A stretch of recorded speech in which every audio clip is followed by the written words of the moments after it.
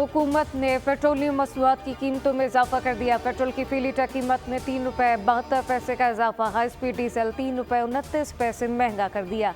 वज़ारत खजाना ने कीमतों में इजाफे का नोटिफिकेशन जारी किया। पेट्रोल की फी लीटर नई कीमत ₹252.10 और हाई स्पीड डीजल की नई कीमत ₹258.43 मुकर्रर की गई।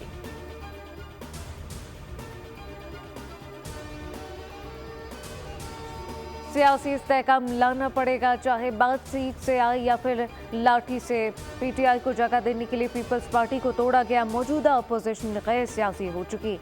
9 मई और 24 नवंबर को जो कुछ हुआ उसे सियासी नहीं कहा जा सकता। पाराचुनार में 100 से ज्यादा लाशें हैं और ये इस्लामाबाद में लाशें ढूंढ रहे हैं। चेयरमैन बिलावल भुट्टो जरदारी का यौम तासीस के इज्तिमा से वीडियो लिंक के जरिए खिताब कहा कि हुकूमत के कुछ लोग सोच रहे हैं कि केपी में गवर्नर राज लग जाएगा। मामला सामने आए तो पीपल्स पार्टी इत्तेफाक राय से फैसला करेगी। कोशिश की गई कि जुल्फिकार भुट्टो की सोच और नजरिया खत्म किया जा सके।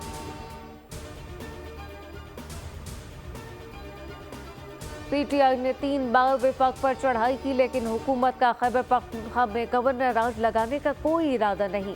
केपी में शरपसंदों की हुकूमत है। पाराचुनार में सरहद पार करके तालिबान हमले कर रहे हैं। इन्हें अफगानिस्तान की पुष्पनाही हासिल है। वज़ीर दिफा ख्वाजा आसिफ की प्रेस कॉन्फ्रेंस कहा कि पीटीआई वाले इस बात पर ही इत्तेफाक नहीं कर सके कि इनके कितने लोग मरे। कोई कुछ नंबर बताता है, कोई कुछ और बात करता है। ना किसी जनाजे की वीडियो सामने आई, ना लवाहिकीन का बयान।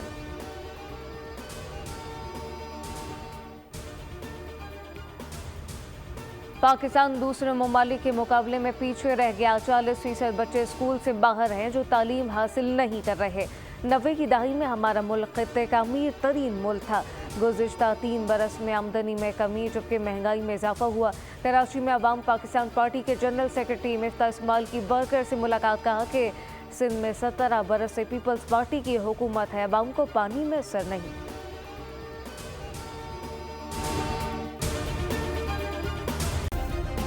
सब्सक्राइब करें और बेल दबाएं ताकि कोई खबर रह न जाए।